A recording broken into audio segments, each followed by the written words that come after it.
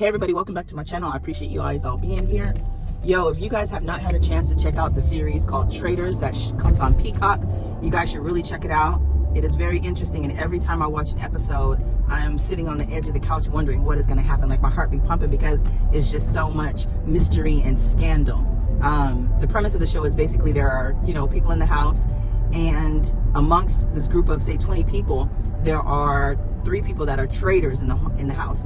And throughout the games that they play and the challenges that they complete, they get the opportunity to recruit one of the faithful people in the home to be a traitor. And sometimes this can be to their advantage or to their detriment. But the show is so good. You guys should really check it out. I kind of wish that us, the audience watching, didn't know who the traitors were. That way we could kind of guess along with everybody, all the other faithfuls in the house, to try to figure out who is what. The one thing that surprises me about this show is that you could be around people, whether you know them or not, and not pick up on vibes and frequency of betrayal. Like, for me, I feel like I'm a pretty good reader of people, that I could pick out a person, have a conversation with a person, and I could tell if they're full of shit or not, And so for me, it's very interesting to watch the traitors navigate because they're either very verbose and just out there and eccentric, or they're pretty quiet and they're keeping their thoughts to themselves.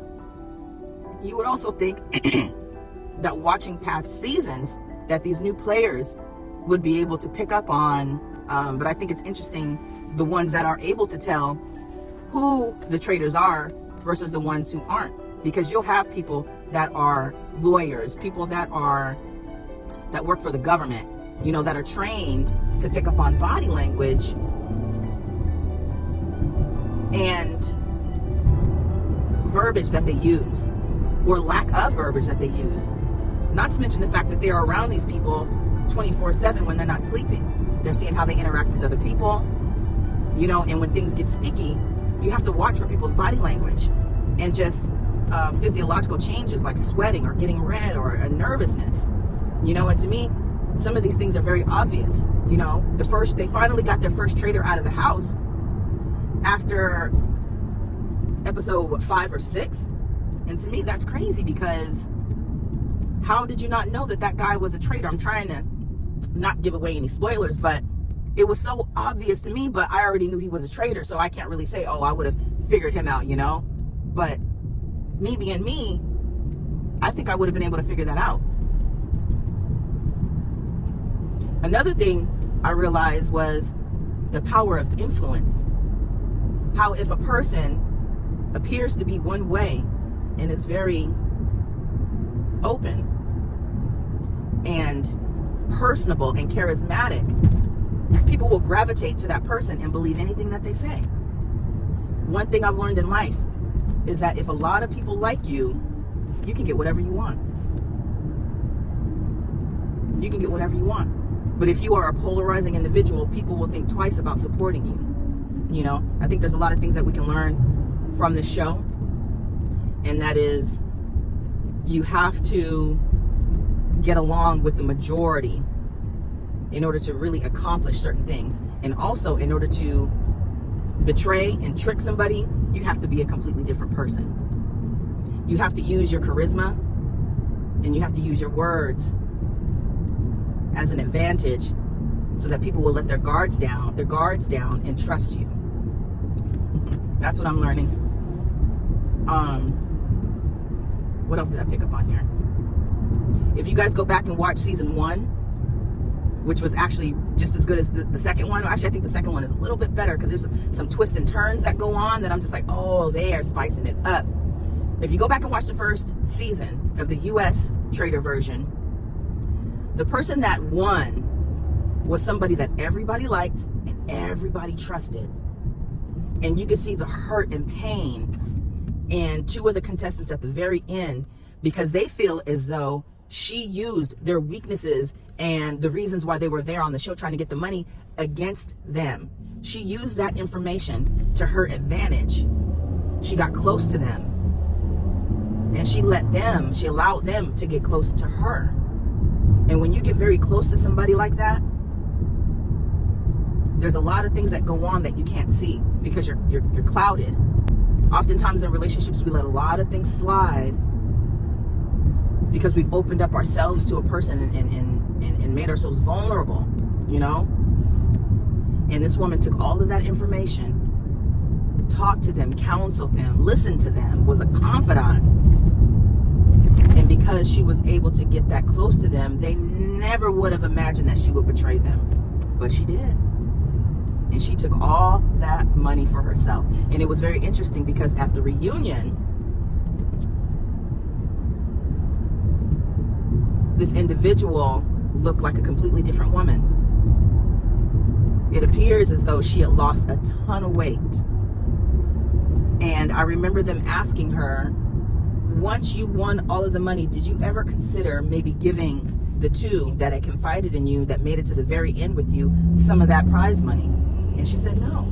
She said it was only $250,000. I couldn't imagine giving some of that away. Now, if it was $1 million, I probably would have shared some. Lies. If you wouldn't share $250,000, there's no way in hell you was gonna share $1 million. But I could tell that she is not enjoying that money as much as she hoped she would, just because of the weight loss. I believe the stress of having to betray people that you allowed to get close to you and that you got so close to took a toll on her. And even though she sat up there and she stood on business and said, I did what I had to do for my family, I know in my heart of hearts that she's feeling some kind of way about that money and that she's not enjoying it to the extent that she would like. But in the end of the day, you know, it's a game. It's not personal. It's all business. And the lady did what she had to do. That was the name of the game, you know. And a lot of people get eliminated because they end up trusting. So I think it's important to know that you can't trust everybody. You have to be able to separate and compartmentalize, you know, my care for this person and the fact that I have an end goal. In life, a lot of times we're going to have to leave people where they are in order to make it to the top. And there's nothing wrong with that. You know, if we could do it in a way where it doesn't harm them, so be it. But sometimes it's going to hurt you and them for them to not have access to you or to whatever it is that you're doing. But you come first. You always have to come first. If you can do that in life without hurting somebody, you got to do what you got to do. But you come first. But anyways, you guys check it out and tell me what you think about this show, Traitors. I absolutely love it. And it's getting really, really good. Things are getting shaken up. There was a part where CT in this current season had a history with Trishelle. They go back 20 years. But he knew that if he picked her as a person with immunity, that would be bad for the group as a whole. And sometimes you got to do things that's going to be for the greater good and not just for one person. He was able to separate his friendship from the fact that this is a game, and he did what was best, not only for himself but for the group as a whole. And it was unfortunate she was hurt by it, and he stood on business too. When they finally did talk about it, he said it's not personal. Not once did CT ever apologize to Trishelle. He just explained this is a situation. So in life, sometimes we have to put our personal feelings and emotions aside in order to accomplish the bigger mission. So anyways, do any of you guys watch Traitors? Let me know what you guys think about it, and what do you guys think about what's happening in this current season up until this point. All right, talk to you later.